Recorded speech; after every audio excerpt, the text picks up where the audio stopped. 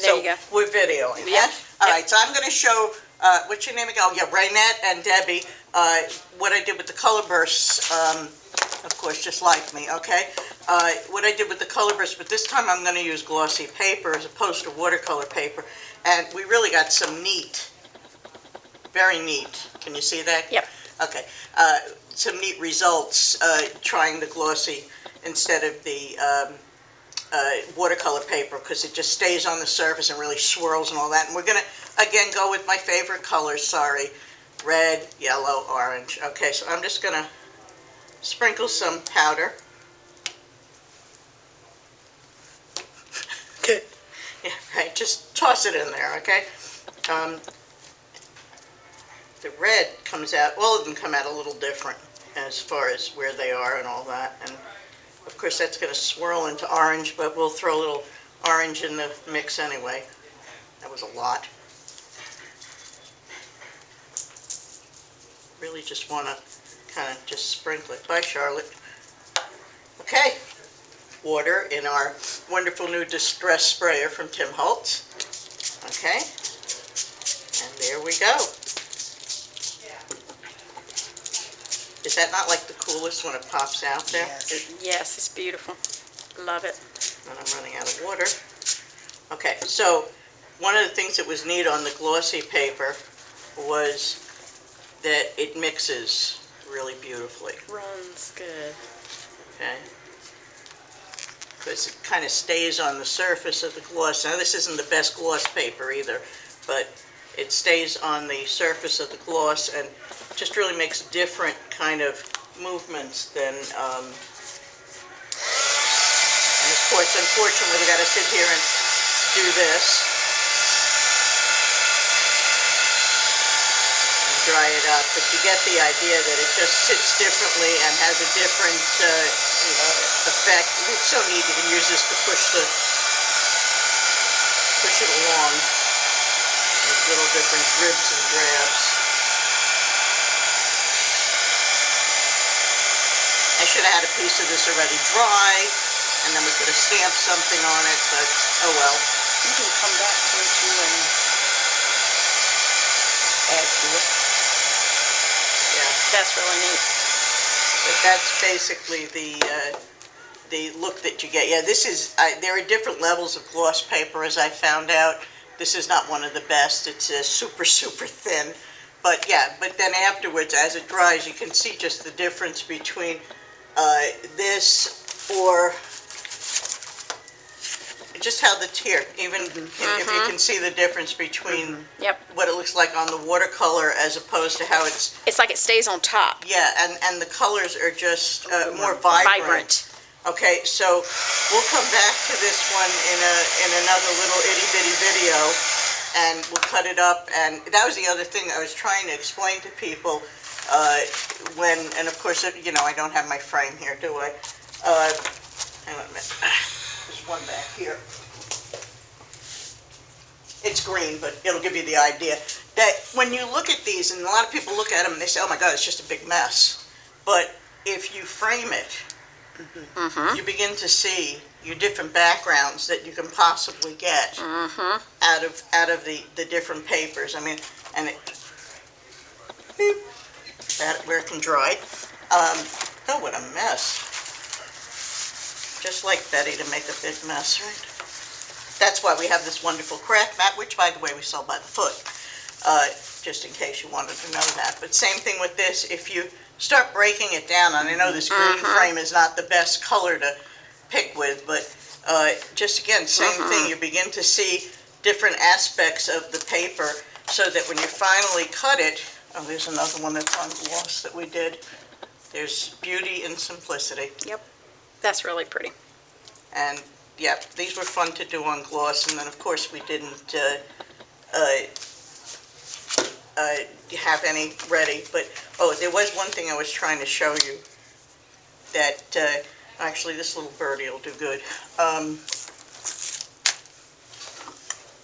We were talking about the I was using the Glaze before, and you can use archival ink as well as Stazon for this technique. We'll use Stazon because we're using another Tsukineko product, but I'm going to take one of Dina's little birdies here and just stamp it. I use Spice Chai, which is one of my favorite colors of the Tsukineko ink. We're going to take, I don't know, what color should we make this bird? Huh? Red. Red? You wouldn't think I would have a red one sitting around here, would you? Of course. Anybody see one in red? Okay, blue. Okay, it's Blue going to bird. have to be one of these colors because right now we don't know where the red is. Right, there you go. Go to the right. There it is. There it is. Okay. These are these wonderful impromptu videos. This is the Stazon Studio Glaze. Okay. I've And not seen them yet. it's just a neat another way to, you can actually water these down with some water if you want, but it just will give a nice, interesting, and you see how it goes right over the It's like a the ink. translucent. Yes, it's very it is very translucent. It'll go right over the ink. Especially for birds and critters. And, yeah, but it gives this, when it dries, it gives this nice shiny look. Where was the one that I, Oh. there, okay, yeah, these are the ones, these are the guys that I did previously, and you can see that they're nice and shiny. Shiny. Okay, that one goes over there. Okay, so we're just going to take, and this will kind of dry with the brush strokes, which kind of gives it a nice look to it. Let's see, we got a little silver here. This comes in all the same colors as the Stazon ink, with silver and gold and orange zest and St. Valentine. Oh, wrong side. You don't need a lot of it. No, they're very little, but it's like here we're just gonna. Notice I didn't even bother to wipe the paint off the brush. I'm just picking it up, and we're gonna give her a little tail there, and we'll throw a little red in with the silver. Just kind of painting with it. And then, of course, we'll go back to that yellow Pico embellisher, which is that very, very fine pointed. It's kind of like the glaze, but it's following the colors of the Memento ink from Tsukineko. And we're just going to use this to give a little three-dimensional dot to the eye there. And, of course, it has an air bubble in it. Why not? Get that air bubble out. So that way you just have a little three-dimensional spot, and then we have to fight to put this cap back in because it is that fine. I had fun yesterday. I just threw it to the side and said, forget it, we'll do it later. All right, so this is already dry My gosh. from that first layer, and we're going to go back in with some more red, and it's a little silver mixed in there, but you see how the colors are getting darker and deeper when you put a second layer on it. And of course I smushed the eye. Of course, Betty. Of course. Like I said, with me it's what not to do. Okay? But look at that. I mean, it's a really neat way. And when That it is cute. completely dries, even now you can actually see the That's sheen cool. to it. Okay? And it's easy. It's easy. It's a little different. And we'll just give his feet a little... I probably would have used a brown if I had it, but I had silver, so I used silver. Nobody told me that the bird had to be a certain color, No. okay? Because then we also have, let me show you some of the other colors that are there. Oh, there's that mush on the end there. That's pretty. Okay, there's purple. These are, as you can see, some of my favorite colors out here. And of course, I have water to rinse this off, but who bothers? This is your purple. With a couple of, we'll do a couple of layers of the purple on the side there. Save that one for later. Ooh, same, it went like ooh again. Okay, I just thought about it. I said after this dries, we can always just take some dilution sprays and spritz it and give the color a little background. Or we could have done a mask of this and done the background afterwards. Ooh, things I think about. Oh, Okay. awesome. Here's a little green. You see, this makes an interesting and long-lasting palette of colors. Ooh, that's because that's nasty, because I got green and silver. And Debbie, can you hand me that water over there? See, I told you. Let's do a little cleaning. Housekeeping. But Housekeeping. it's not a bad color. It's No, it's kind of brown. It's Yeah. brown. I got It's brown. brown. Yeah, well, of course you get brown when, When you you mix get mudder. When you get mix, mud. when you mix reds and greens and silvers together. There's your green. You're gonna get nice mud. green. Yeah, but there's the green, and it's very translucent. So even if I wanted to say go over an area, since our bird, just put a little green over him. Once that red is dry, that green is going to just go over and lay on top of it. That's cool. Of course, I clean off my brush. Why would I do that? So what else would you like me to show you? Pick up that paper, that powdered paper, that pink. This Yes, one? move that. Yeah. It's this woman, right? The clown. Oh, this one. Yes. I did this on a. Well, she's not a clown. That's one of Diane's. That's one of Diane Yeah, This Risley's is one of my stamps. favorite techniques. Yeah. What is It's that? called Joseph's coat, or at least it was when I learned it way back when. And what we did was, we can go grab. I don't know, that purple one's pretty. Let me see that purple one. Okay. Well, let me clean this off before we get more mess on the table here. But here's a nice piece of already dry watercolor paper. And we're going to take the stamp, the dilution stamp that I like, that Debbie and Raynette have picked here. And we're going to put it on this block and hope it fits, which close enough. We're going to take our watercolor,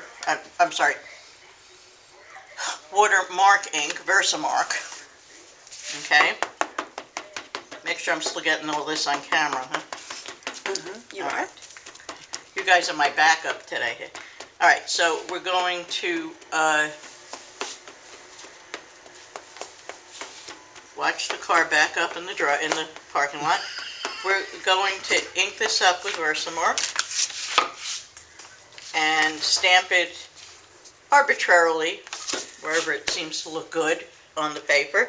Notice I really paid a lot of attention She did, to yes. where that a lot went. of, Okay? lot of detail. A lot of detail, yeah. And of course you can't see it. And then we're going to take our clear embossing powder. This is this is as old or as long as I've been doing crafts of some sort. This technique has been around for a long, long time. And we're going to just tap off some extra there. And I see I missed a spot there. I may have missed the ink there too, for all I know. Yeah, I did, but it's all right. It's okay. It's only a sample. Okay, it's only a sample. Okay, now you're gonna have to listen to the to this for a minute. Okay. We're gonna just melt all the clear embossing powder. And of course, if this video comes out lousy, we will just delete it anyway. But you know. Yeah, I kind of remember this as where you scratched off the black, but I never learned Yeah, how what to I'm do trying it. to do. Oh, well, that's when what that is that basically it's they have color underneath, and they put like almost like a oh God, what is that stuff called? Carbon paper on top of it. So when you scratch that off, it shows the color underneath. And this is kind of along those lines, but backwards, because we did the color first, and because we're doing the clear embossing, wherever we've embossed, it's going to resist. Right. And that's why I like to use for this particular thing, we've done this with several different types of stamps, and basically you need a stamp that covers a lot of area, solid area. Those are the ones that usually come out the best. That looks about, and granted this isn't going to be perfect, but that covers about most of it, and it's hard to see her image there, of course, because it's clear, and we're just going to, it's still hot, we're going to let it cool a little bit. And we're going to take the Distress Stain Black Soot from Tim Holtz, which does not have to be shaken or stirred. Okay, but here's the other thing I always tell everybody when they're using one of these daubers. press your dauber on the table, press it down, give it a little squeeze, and it opens the valve that's inside, so you don't have to sit there and go pound, pound, pound, okay? And we're just going to rub this over the stamped image and surrounding areas. So we would cut this then, you know, to fit a standard size card or whatever. And there you go with that. And as you can see, you like that, huh? Okay. Yeah, as you can see, and you can do it lots of different things. As you can see, though, the clear embossing is resisting, but then we'll go over with just a little bit of water and really pull off more of the black that's on the embossed area. Now, can you do that on canvas? You can do it on a canvas. Would you like us to do it on a canvas? Yes. Okay. Where's That's one of my great. little mini canvases? Still filming. Look at that. Okay. So we're going to take our canvas. Now, did you use watercolor paper there? Yes, I did. You did? Yes, I did. Yeah, this was just a better stamped image, I think, than that one. I think, let me see. Yeah, and actually, I think the red, well, you know me with red, okay? Yeah, I got a little bit more detail when I stamped it. I, of course, was not using a stamping mat like I'm supposed to. Well, I have a really cool one to do with this. Okay, so we're gonna ink this, we're gonna wet up the canvas. Okay. Now, you can actually probably use gesso before on the, but these little canvases, these are just practice canvases. Okay, so there's a little yellow. Gotta have some red. Oh, well, those are my colors, I'm sorry. Oh, no. 'cause You know, the yellow, is red, not- orange, these are, Yes. I can't wait to see, you know, Ken's coming out with, next month he's announcing 6 new colors, and I can't wait to see what they are. Okay, so a little more water. We'll just kind of swirl that around. It's really kind of neat on the canvas. I think it needs a little more yellow, don't you? I feel like you just made orange. We like orange too.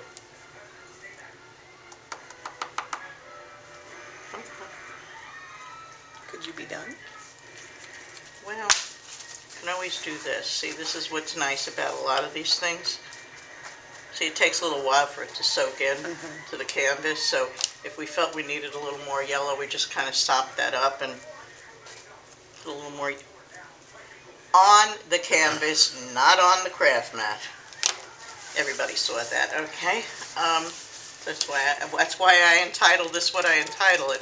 Okay, that's a little better for you now? All right, we'll give it a little heat. Nancy's walking away.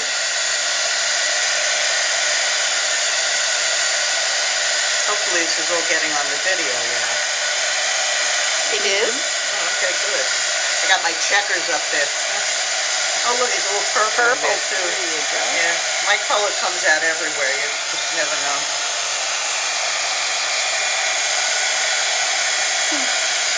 Oh, we got that gloss one done. Ooh, It looks I wonder what would peachy. happen on that.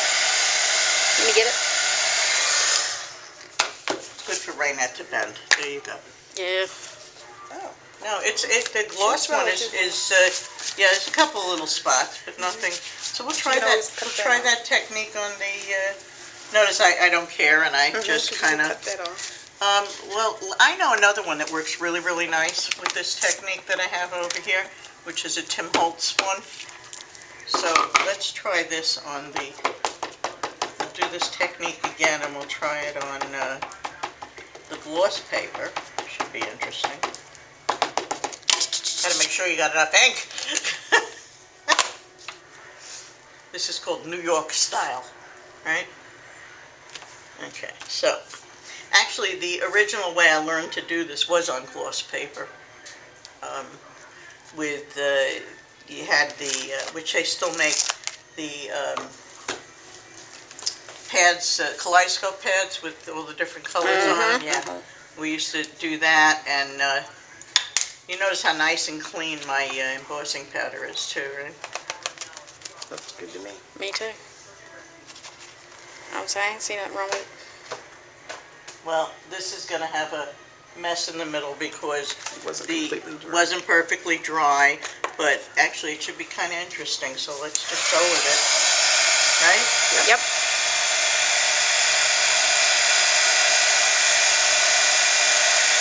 Melt, melt. I'm melting, melting. She was sleeping.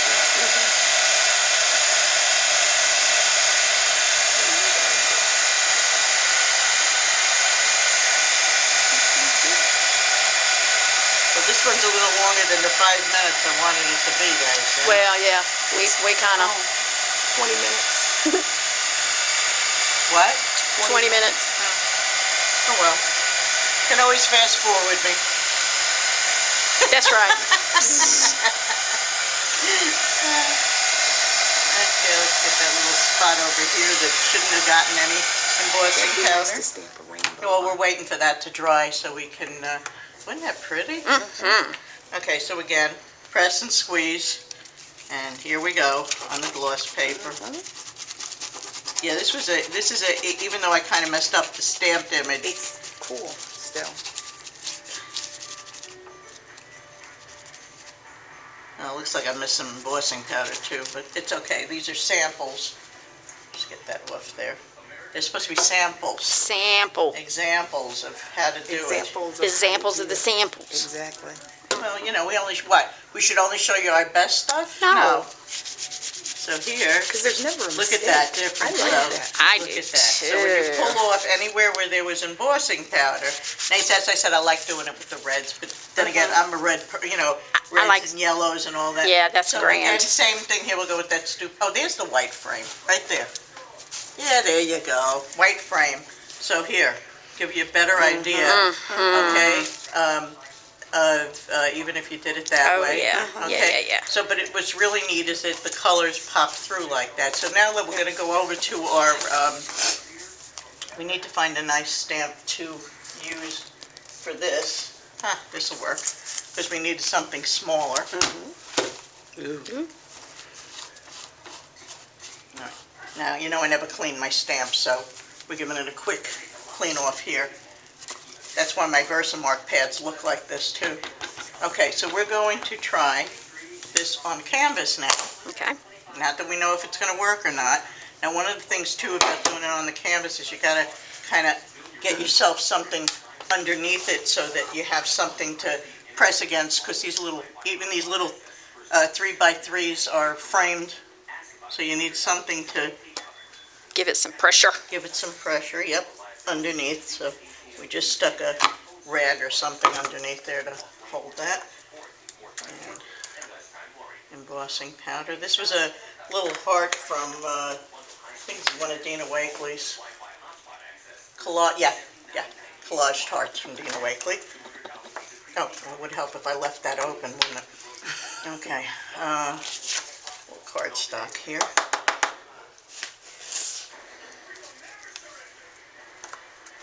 Try and give a little bit more. Neat crafting is not my forte, if anybody's ever noticed. What are you doing, separating some cocaine? Yeah. I'm on video, Where's- You Gary. got $100 bill Gary, to suck it up with? watch your mouth, Gary. I'm on video. Seriously. That was just a joke. Gary She's didn't not mean doing it. cocaine. Yeah. No cocaine for Gary, no. Just a joke. Is it smoker? Is it smoker?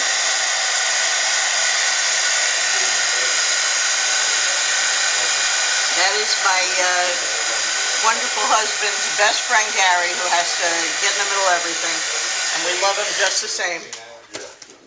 Okay, so now we've done that. And don't forget, people, this is a test for the next 60 seconds, okay? This is We don't know how it's going to work or not work or what. I thought the heart was a good choice. It may not have been, okay?